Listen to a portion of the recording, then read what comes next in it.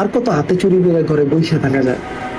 এইবার আমি আমার বড় ভাই বোনদের সাথে রাস্তায় যেয়ে বুক পাইতে দিতে চাই, দোয়া করেন সবাই যাতে আমি শহীদ হয়ে যাই।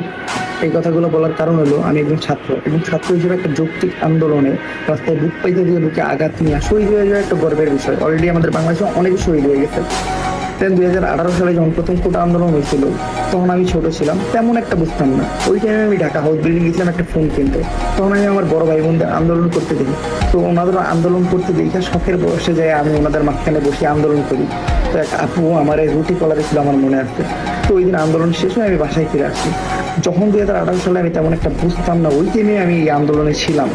আর এখন 2024 সালে আমি সব বুঝি, তারপর আমি চুরি কইরা ঘরে বসে আছি, বারবার নিউজ ফিড স্ক্রল করতেছি। এটা হবে না, জয়েন করতে। তো আমি জয়েন করতেছি, আল্লাহ ভরসা, যা হইব দেখা যাবে ইনশাল্লাহ। আল্লাহ আমাদের সবার সাথে আছে।